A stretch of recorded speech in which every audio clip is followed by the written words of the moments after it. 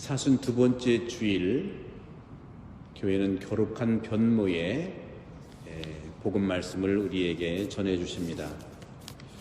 여러분들이 인생을 살면서 변화해 본 적이 있으세요? 변장은 해보셨나요? 코로나 때 마스크로 변장을 하시지 않았나요?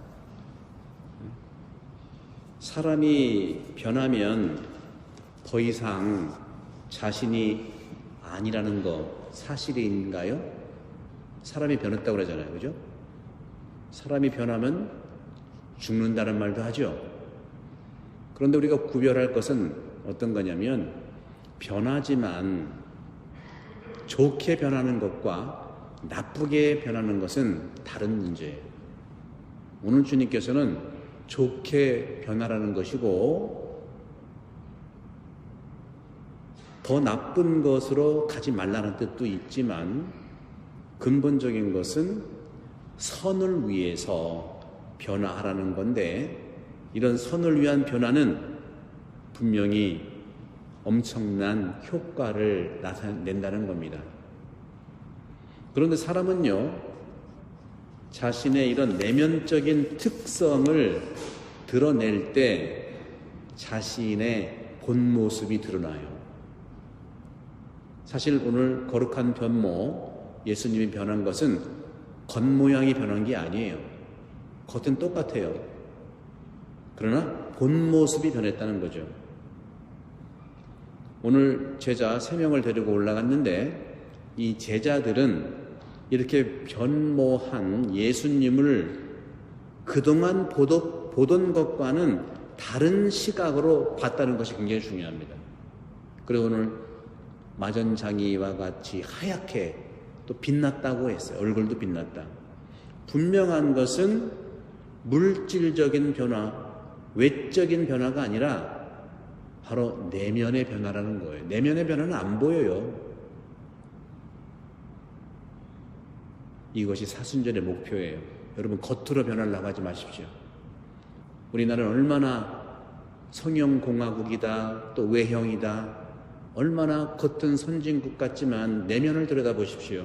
얼마나 이 세상이 우리나라가 살아왔던 거에서 정말 행복한가? 사순절의 회심이라고 하는 시간은요, 선을 위한 변화의 시간이라는 것을 꼭 기억하십시오. 우리는 인생을 살면서 많은 부분에서 외부 변화에 그렇게 중점을 두고 살아요. 바깥의 변화는 거, 모든 면이 그래요. 외적인 변화에 그렇게 우리는 많이 집착하고 집중합니다. 모든 거에서 그렇습니다. 잘 세상을 돌아보세요. 자기 자신을 돌아보세요. 모든 면이 변해요. 그렇게 되는 거죠. 근데 분명한 것은, 오늘 주님이 말씀하시는 것은 내부의 변화 없이 외부 변화는 불가능하고 지속될 수도 없어요. 그때뿐입니다. 항상 다른 모양이라면 또 마찬가지예요. 어느 마을에 알코올 중독에 걸린 분들이 꽤 많았던 모양이에요. 그런데 그 성당에 나오는 분들, 그 신부님의 지속적인 설교 말씀, 예수님의 말씀으로 인해서 그 마을이 알코올 중독을 이겨내고 술 취한 사람을 한 번도 못 봤다는 그런 예화가 있었어요. 가능한 일이죠. 주님 안에서는 불가능이 없기 때문에 그렇죠. 그렇기 때문에 지속적으로 변화하고 싶은 분, 내면을 변화시키십시오. 우리가 누군가한테 격려를 받으면 기분이 좋아서 변화가 돼요. 근데 우리에게 누가 또 무관심하면 또 우울해지는 거예요. 이렇게 수많은 경험을 하는 것은 현실인데, 그럼에도 불구하고 우리가 매일매일 살아가는데 여러분들 마음에 드는 삶을 계속 살고 있습니까? 매일매일 마음에 드는 그런 일들을 마주하게 되나요?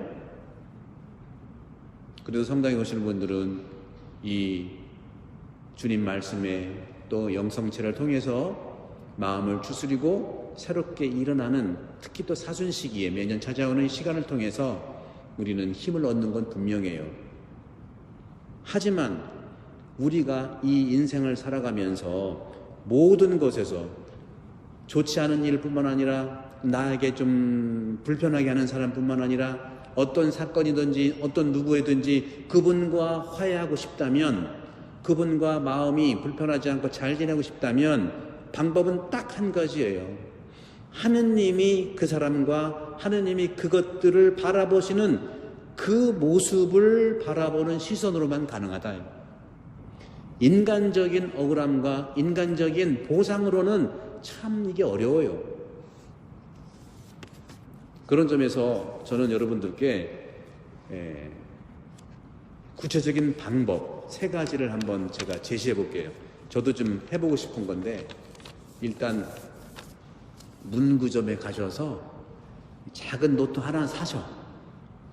작은 노트 하나 사셔가지고 노트를 사서 첫 번째 자기 자신에 대해서 좀 실망하거나 부정적인 거 다 잊어버리고 하루에 하나도 좋으니까 내가 잘한 일, 내가 나한테 보기에 이건 괜찮네 하는 거 하루에 한 가지라도 적어주세요. 나에 대해서.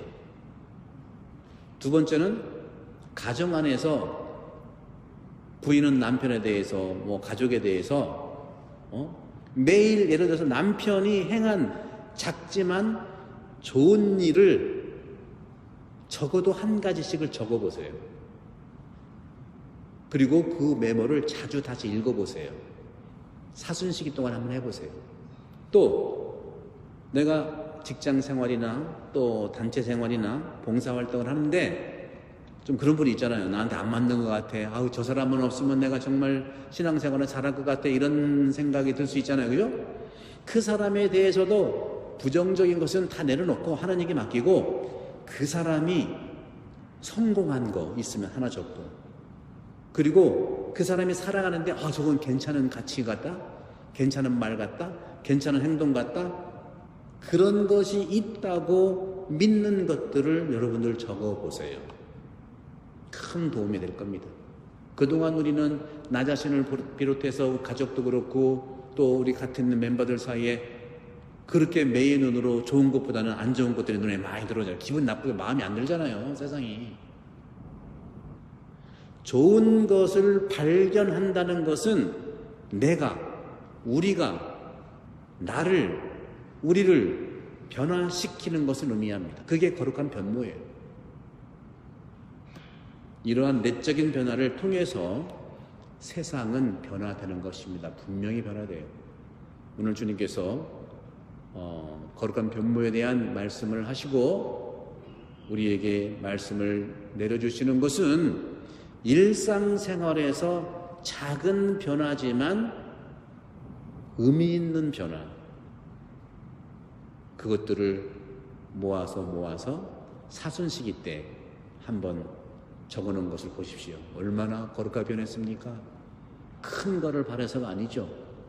이렇게 오늘 사순 2번째 주일에 주님이 말씀하신 그 변화를 적어보시기를 초대합니다. 제1독서에서 아브라함이 대단한 건 뭐예요? 말이 안 되잖아요.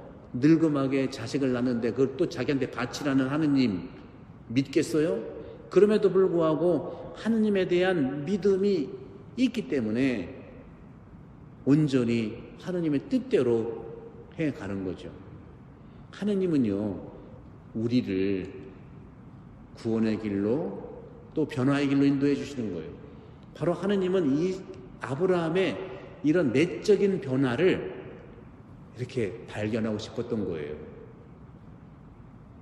사순절 내면의 변화를 통해서 외적인 변화가 분명히 이루어진다는 것이 오늘 독서와 복음의 축복이고, 분명히 마음이 평안할 때 외적인 것도 평안하다는 사순시기에 잊어서는 안 되는 회심의 시간이 바로 오늘 거룩한 변모다. 거룩한 변모는 내가 다른 사람으로 바뀌는 게 아니라 본래 내가 되는 걸 말합니다. 예수님도 사람의 아들이고 하나님의 아들이지만 오늘 본문은 본래의 하느님의 아들로 변화되신 거예요. 이는 내 사랑하는 아들이니 그의 말을 들으라고 오늘 주님께서 말씀하시는 것. 예수님의 본 모습을 우리에게 드러내 보이셨고, 그것은 겉의 모습이 아니라 내면의 모습. 여러분도 내면의 자신의 변화를 통해서 외적인 변화도 이루어지는 사순 시기가 되기를 함께 기도합시다.